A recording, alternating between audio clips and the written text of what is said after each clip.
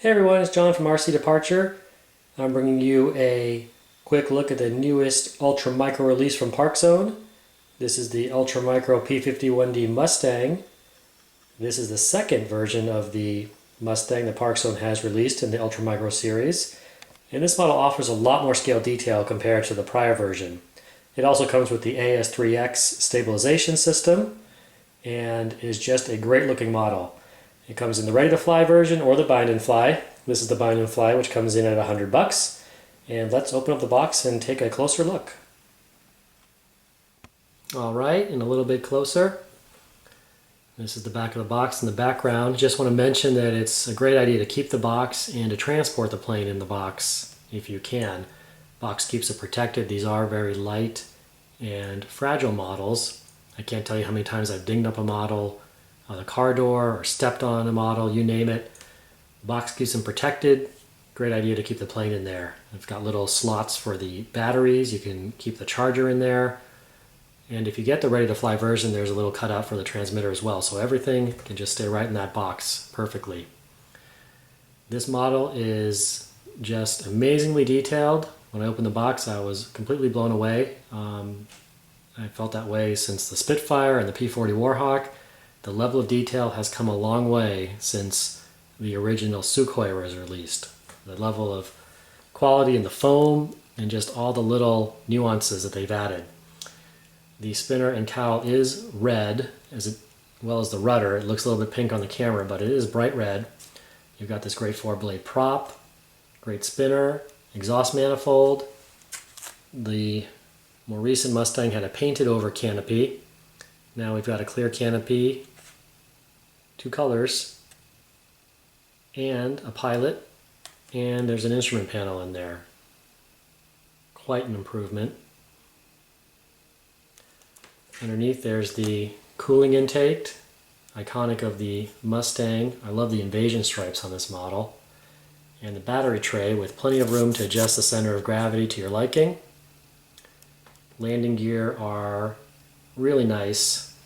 Got the invasion stripes added there.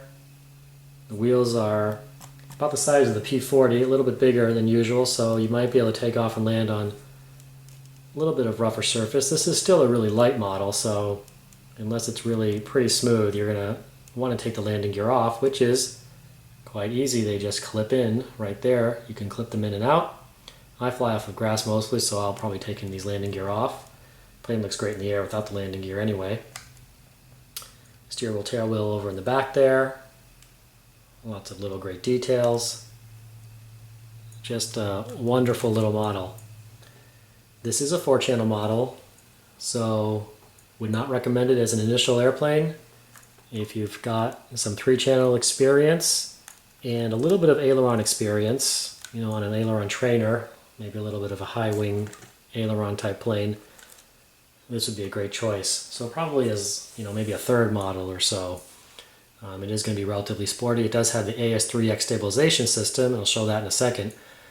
That really does smooth out the flying characteristics, especially if you're flying in wind. Makes it a lot easier to control the aircraft. Just smooths out all the bumps really. But if the airplane is headed straight into the ground, the airplane's going to go straight into the ground, just a lot smoother than it might have. So while that really does improve the flying characteristics and make the airplane feel a lot bigger than it is, it's not really going to get you out of trouble. So let's go ahead and bind it and see if everything works, and we'll go from there. Alright, I've got the transmitter set up, ready to bind the model. There's a little battery connector right there. So the important thing with the AS3X really isn't that the model's in any particular orientation, it's just that it's still. So plug the battery in, put it down, make sure it's nice and still.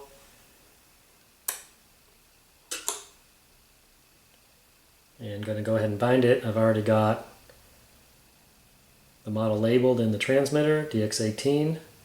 It's binding up. There we go. Alright, let's take a look.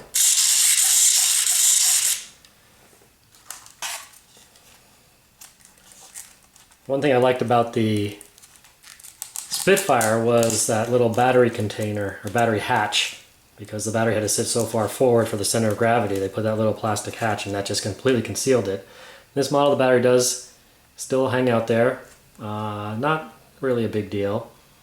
The aileron servos are all concealed, which is nice. I'll go ahead and put her down. So right and left, working good. Elevator, rudder. Everything looks good.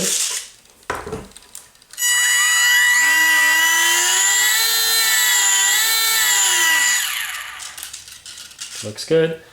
So AS3X system. So if you get an unintended change in roll, not through the transmitter, but say the wind buffets the plane, ailerons will correct it. Same with if you get an unintended change in pitch, you've got the elevator working. And in yaw, there goes the rudder. And are all three.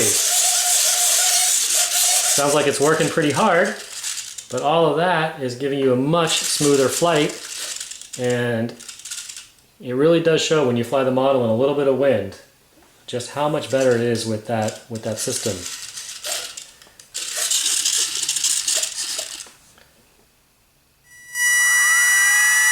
Alright, so I am ready to take this plane out and get some flights, and I will have a flight review, flight video up for you guys pretty soon. Thanks for watching.